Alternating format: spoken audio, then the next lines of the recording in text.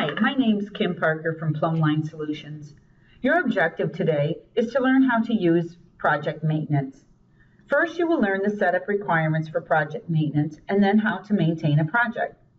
Prior to using project maintenance, you need to configure the software. This is usually done by a system administrator. To do this, there are two things that need to be set up. The first step is to open Access Rights Maintenance. You must give rights to the necessary web application screens. In your example today, the group has rights to all of the web apps, including project maintenance. Feel free to pause the video to review the web app screens. The second step is to assign rights to the web services. To do this, click on the Web Services tab. There are many web service rights available. The ones listed here reflect the rights for all of the web services. Feel free to pause the video to review the web service rights.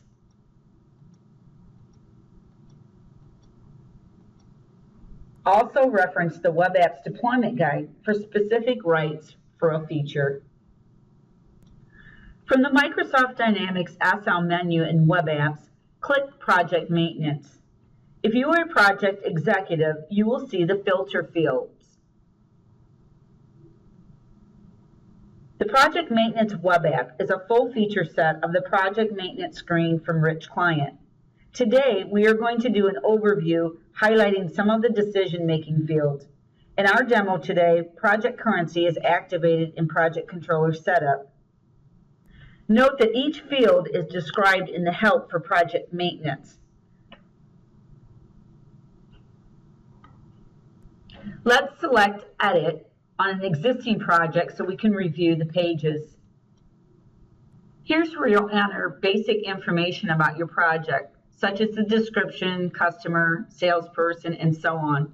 If you have line item approval on and time and expense for project setup, you'll want to pay attention to the manager T&E, which is for time and expense review.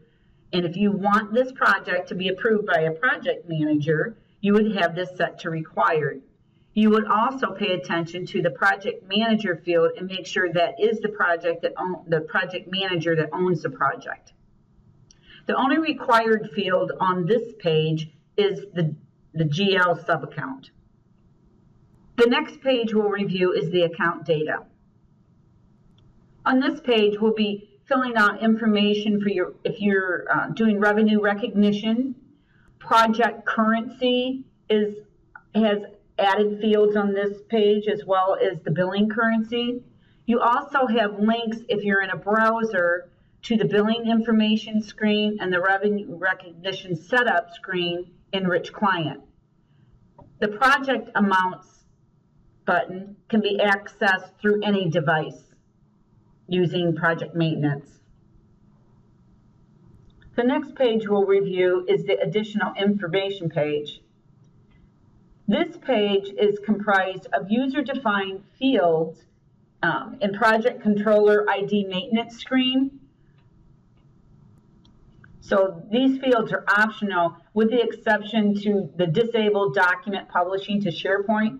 If you have SharePoint set up and for some reason you don't want the documents for this particular project to be shared, you can click this checkbox here. The next page we'll be looking at is the project task page. We're going to review today an existing task so you can see all the fields. Like the project data page, you would just define all your basic information that you have about your task. One thing to note that you can have a separate GL subaccount from your project, so you define that here. Or if you want a different labor account, you would define that here also. The next page that we'll review is the project team page. Here, we're just saying who can charge to this project. On this particular project, it's available for all resources to charge. If you uncheck that and check resource assignment is required, then you can add your employee here, and then only those employees can charge against this project. The next page is the project maximums page. Oh, you'll get a message if you change it. We didn't save that. So we'll just say, no, we don't want to change it. So you'll get this message when you go from page to page. You can add a task maximum, and you can also add a project maximum in this page. Note that on the project maximum, you must have the default task of zeros defined in your task page. I'll show you that if you want to put a project maximum. If you don't, it'll give you a message and then you'll have to set it up. We'll just take a look at what this looks like. You just define the task, the account category, and then the maximum amount. And the project, you just put the account category and the total amount for the project. The next page is project addresses, just what it says, the address. And we'll just go into edit just so you can see the screen. A couple things to note here. The format for the phone and the fax are no dashes in here. And the next page would be quick send. This is just like if you would be entering it in Bridge Client. You can enter one for construction billing and project invoice. So we'll just click add to review the fields, and everything is the same in here. The only required piece here is your receiver email. If you have SharePoint set up and you want to create a site for your project, you'd come under the Doc Share section here and create Modify button. You'd click that. In this example, we already have one for this project. So once you create that, you'll get this button, Go to Site. So when we click that, it'll just bring up our SharePoint site for the project. You also have access to notes, comments, and your help from this page. Okay, we're going to go back, and I'm going to show you, if we add a project, how this is laid out. Here we're going to put the type, so we're just going to choose HH, and then we can put in the project number here. And as you can see, the new project ID, it'll show that. If we wanted to copy a project, we would select the project here and then include everything that we wanted to copy from that project. Right now, we're just going to do an add project. So we're going to accept this piece here. And then that'll bring us back to the project data default page, just like when we were editing a project.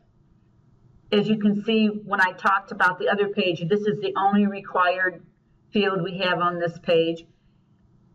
So let's just fill this out. We'll just put in the required piece of information so we can get to the other pages. We'll save here. The other project already had a currency defined, so I wanted to show you a little bit about the currency. So here, if we select Canadian currency for an example, then we're going to select the rate type, and billing currency, we can just leave that at base. If you want project currency revenue recognition, we would click this.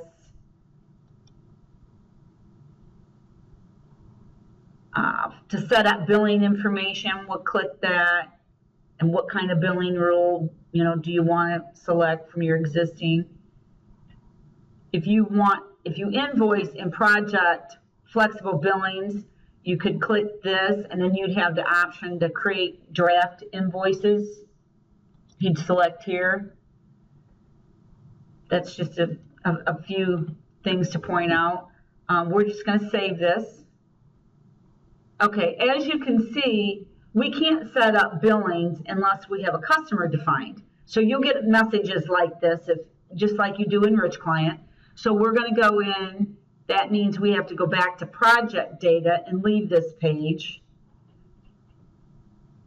and define a customer. And then once we save it, we can go back to the account data page and set up our information for billing, just like what we were trying to do to begin with. Now that we have a project with a billing, we'll select billing information so you can see, it'll ask if you're allowed to go to that page, and then you'll see it'll open your rich client page. Okay, so we're going to close this and go back to our account data page so you can see how that link works. And of course, you can do the same thing with your revenue recognition setup as we talked about before. So this is what I wanted to show you on a new project, and everything else is the same as far as what we talked about on the edited project. This is all you have to do to maintain projects in Microsoft Dynamics SL Web Apps. This concludes our demo for today.